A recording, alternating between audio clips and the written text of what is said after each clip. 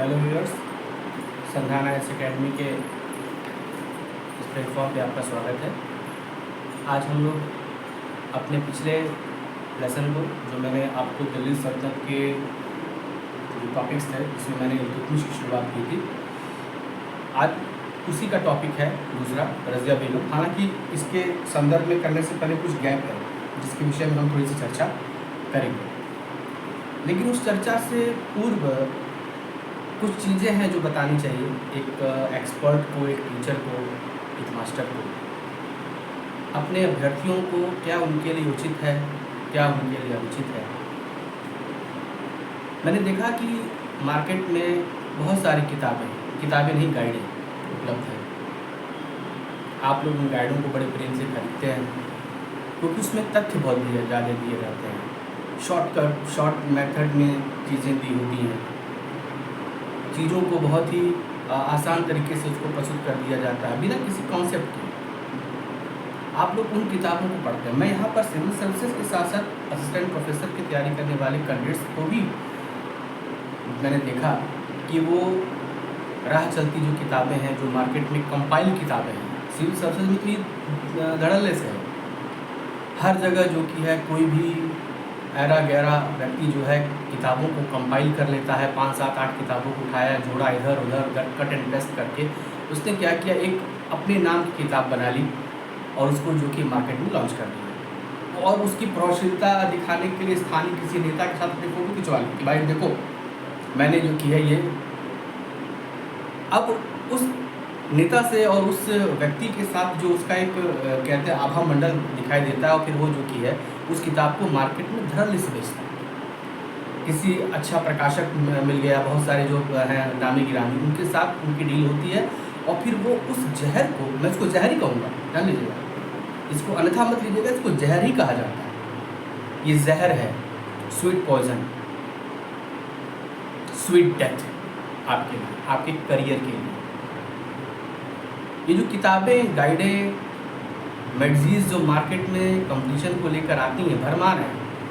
1 liner PDF, 10,000 point, जो है धनुष, बाण, भाला, गदा, ये जो पॉइंटर आते हैं, इससे पढ़कर आप केवल और केवल अपना समय और एक मानसिक संतुष्टि प्राप्त करते हैं और कुछ नहीं। इनसे केवल मानसिक संतुष्टि ही प्राप्त होती है। मैंने उस किताब को पढ़ लिया, किताब नहीं पढ़ा, सॉरी गाइड, मैंने उस गाइड को पढ़ लिया और कहने को वो बहुत अच्छी किताब है, उसमें बहुत सारे तथ्य दिए हुए हैं, मैंने पढ़ लिया, उसमें इसका क्वेश्चन फंसे हुए हैं। ये जो चीज़ें होती हैं ये आप खुद को बरगलाते हैं, किसी और को नहीं, उस व्यक्ति को नहीं। उसका काम है कट एंड पेस्ट करके कंपाइल करके दे देना बस। और आप क्या करते हैं, बड़े प्रेम से उस जहर को पीते हैं और उसके बाद जो कि है अपना करियर तो नष्ट करते ही हैं, और जिसको सजेस्ट करते हैं उसका भी नष्ट कर देते हैं, ख़त्म कर देते हैं उसका करियर। मत करिए ऐसा, ऐसी किताबों से दूरी बनाइए। क्योंकि मैंने देखा कि जो कैंडिडेट हैं वो राह चलती किताबें, कंपाइल किताबें, 4 से 5 किताबों को मिलाकर, गाइडों को मिलाकर किताबों को बना दिया गया, और वो उन किताबों को सब कुछ समझते हैं, लेकिन टेक्स्ट बुक नहीं पढ़ते, ऑथर की किताब नहीं पढ़ते हैं, जो वाकई किसी विद्वान ने लिखी हुई, उसी परिप्रेक्ष्य में लिखी हुई है, उस किताब को पढ़ना मुनासिब नहीं समझ। समय नष्ट होता है यार, किसी के पास क्या टाइम है, हमें नहीं पढ़ना। नहीं, यदि आप एक सिविल सेवक बनना चाहते हैं, यदि आप एक अच्छे असिस्टेंट प्रोफेसर, एक अच्छे व्याख्याता बनना चाहते हैं, तो गाइडों का सहारा लेना छोड़ दीजिए। ये आपके लिए स्वीट पॉइजन का काम करेगा। अभी आपको शायद मेरी बात बुरी लगेगी, बहुत लोग जो मेरे वीडियो को देखेंगे वो कहेंगे अरे यार वैसे बोल रहे हैं, ऐसी चीज़ें हैं, लेकिन आपको बता दें ये स्वीट पॉइजन है, ये स्वीट डेथ है, जो आपको उस समय मारेगी जब आप सिस्टम के अंदर घुसेंगे। सिस्टम के अंदर जाने के बाद जब आपको कॉन्सेप्ट और सही चीज़ों की आवश्यकता पड़ेगी, तब आपको ये गाइडें काम नहीं करेंगी, तब आपको टेक्स्ट बुक काम करेंगे। तब आप टेक्स्ट बुक, क्योंकि आपने टेक्स्ट बुक पढ़ने की आदत ही नहीं डाली, तो जब आप टेक्स्ट बुक पढ़ने की आदत नहीं डालेंगे, शॉर्टकट का काम करेंगे, शॉर्टकट मेथड से अपनी चीज़ों को यूज़ करेंगे, तो वो हर जगह शॉर्टकट हो जाता है। आप शॉर्टकट हर जगह हो जाएंगे। गांधी जी ने बहुत अच्छी बात कही, साधन साध्य विशिष्टता। आपका साध्य क्या है और उस साध्य को साधने के लिए आपके पास साधन क्या है, ये मायने रखता है। क्योंकि जैसा आपका साधन होगा वैसा ही आपका साध्य भी होगा, और जैसा आपका साध्य है वैसा आपके साधन भी होने चाहिए। ठीक है, एक कहावत है, गोया पेड़ बबूल का तो आम कहाँ से खाया। ठीक है, अभी आपके पास समय है, जो यूजीसी नेट के बिगिनर हैं, जो तैयारी शुरू किए हुए हैं, वो तत्काल ऐसी किताबों को छोड़ दें। जो इतिहास की भर्ती है मैं उनको किताब बताऊँगा, वो किताबें पढ़ें, उन चीज़ों से अपने भविष्य का जो मार्ग है वो प्रशस्त करिए। आप प्राचीन इतिहास पढ़ते हैं, प्राचीन इतिहास में बहुत अच्छी अच्छी किताबें हैं। आपके कृष्ण श्रीवास्तव जी की किताब है, झा श्रीमानी सर की किताब है, डी.एन. झा सर की किताब है। ये आपको इसके अलावा किसी और चीज़ की आवश्यकता ही नहीं पड़ेगी। बहुत अच्छा पढ़ना चाहते हैं तो आप जो कि है प्राचीन इतिहास में आप विमल चंद्र पांडे सर की किताब पढ़ सकते हैं। सामाजिक आर्थिक इतिहास जानने के लिए आप जयप्रकाश मिश्र सर की किताब पढ़ सकते हैं। जो किताबें हैं वाकई किताबें हैं जिनमें तत्कालीन व्यवस्था दी हुई है। मध्यकालीन इतिहास में आप डॉक्टर हरिश्चंद्र वर्मा सर की दोनों वैल्यूम आप पढ़ सकते हैं। आप सतीश चंद्र सर की किताब को अपना बेस बना सकते हैं, आप इम्तियाज़ सर की किताब को बेस बना सकते हैं, आप लाइक्स अहमद सर की किताब को बेस बना सकते हैं, आप जी.एल. मेहता सर की किताब को जेल बना सकते हैं। ये बेसिक किताबें हैं जो आपको मध्यकालीन में या प्राचीन इतिहास में पढ़नी चाहिए।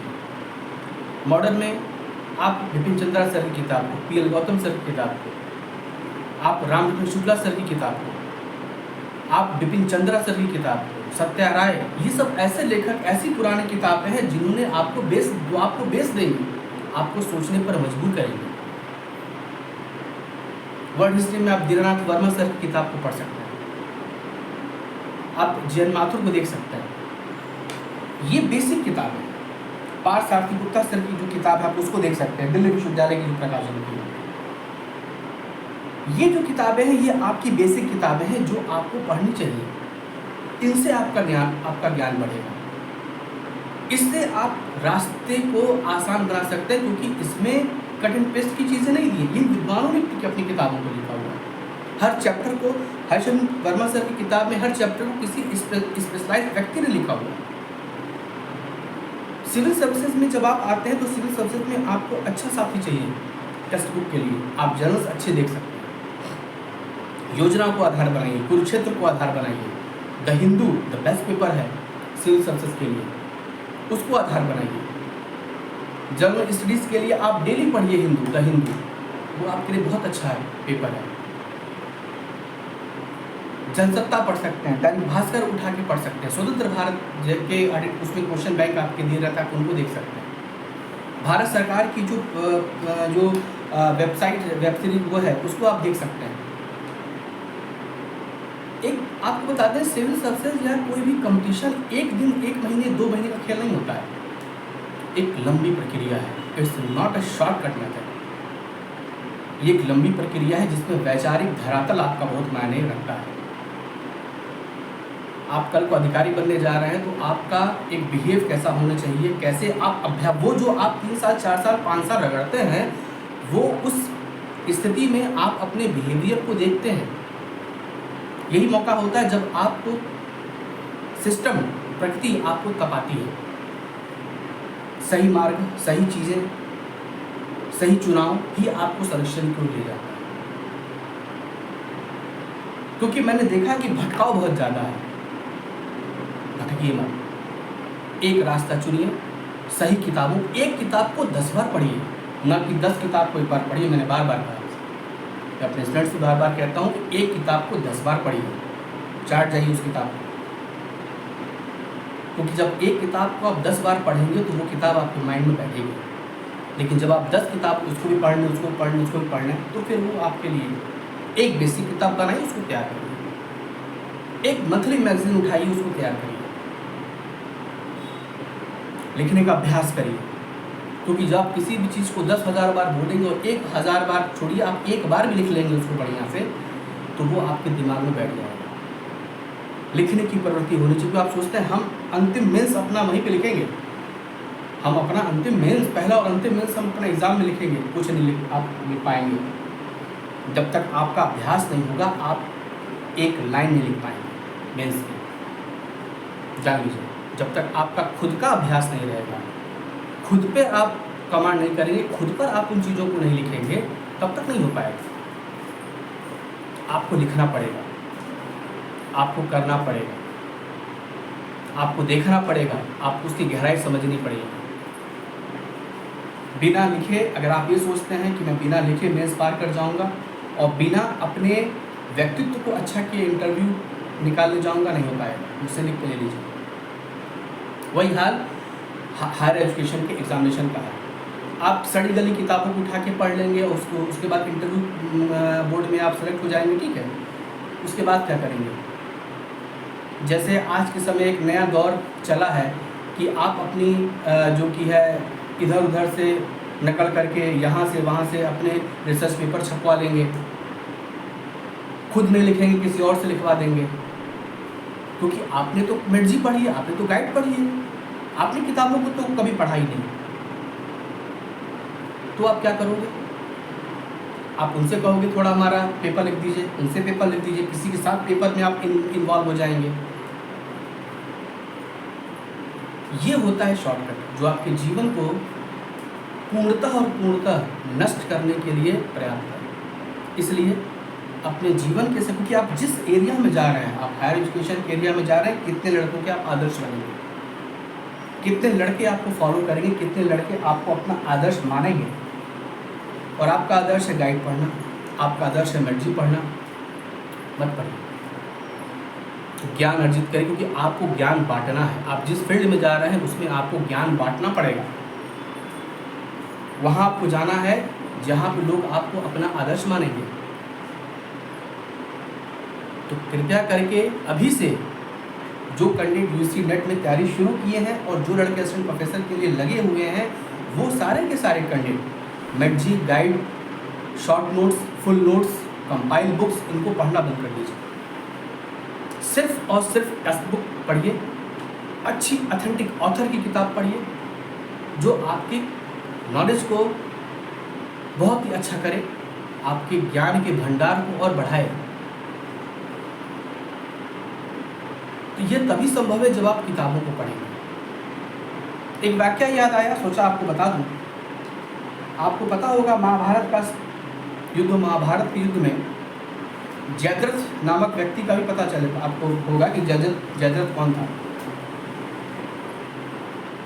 गुरु द्रोणाचार्य ने सारे के सारे क्षत्रिय राजकुमारों को शिक्षा प्रदान की थी, लेकिन उन सारे राजकुमारों में अर्जुन सबसे ज़्यादा उनका प्रिय शिष्य निकला। वो था भी। जयद्रथ एक सवाल लेकर चक्रव्यूह के रचना के दिन पहले गया और उनसे पूछा कि बताइए, आखिर में आप सभी ने, आप दूर रहे और आपने हम सभी राजकुमारों को समान शिक्षा दी, क्योंकि आपसे बड़ा उस समय गुरुवर और आदि आचार्य कोई नहीं है। लेकिन क्या बात है कि अर्जुन जो है वो इतना महान बन गया और हम लोग वहीं के वहीं लटके रह गए और अर्जुन का नाम सुनते हमको पसीना छूटता है। क्या बात है, क्यों अर्जुन इतना आगे निकल गया? गुरु ने कुछ समय सोचा और फिर उन्होंने कहा कि आपको पता है ऐसा क्यों हुआ? उन्होंने जयद्रथ से कहा कि जयद्रथ, मैंने तुमको बेसिक शिक्षा दी थी, मतलब आधारभूत ज्ञान। मैंने अर्जुन को भी आधारभूत ज्ञान दिया, मैंने तुम सभी को आधारभूत ज्ञान दिया। लेकिन पता है अर्जुन क्यों आगे निकल गया? अर्जुन इसलिए आगे निकल गया क्योंकि अर्जुन ने अपनी उस विद्या का इतना अभ्यास किया और सही दिशा में अभ्यास किया कि उसने अपने उस अभ्यास से धनुर्विद्या का ऐसा दुर्ग बना लिया जिस दुर्ग को भेदना न तुम्हारे बस की बात है न मेरे बस की बात। यानी प्रैक्टिस, अभ्यास, सही दिशा में अभ्यास। गुरुवर ने कहा कि सही दिशा में अभ्यास। सही दिशा में अभ्यास का मतलब होता है कि जब आप सही वस्तु के साथ, सही चीज़ के साथ, सही दिशा में अभ्यास करते हैं, तब आपकी सफलता सुनिश्चित होती है, तब आप चीज़ों को देखते हैं। और अगले ही दिन जयद्रथ मार डाला गया। अर्जुन ने उसकी हत्या भी कर दी। क्यों? क्योंकि अभिमन्यु के वध में उसकी बहुत महत्वपूर्ण भूमिका थी। इसलिए नहीं कि वो महान धनुर्धर था, इसलिए क्योंकि उसने प्रैक्टिस की थी, अभ्यास किया, सही दिशा में सही चीज़ों के साथ अभ्यास किया। तो फिलहाल मैंने आप लोग को जो मेरे दिल में बात थी कि आपको सही दिशा दिखाऊं, वो मैंने आपको बताया है। फिलहाल हम लोग अपने टॉपिक पर आते हैं, ठीक है। रज़िया बेगम, ठीक है।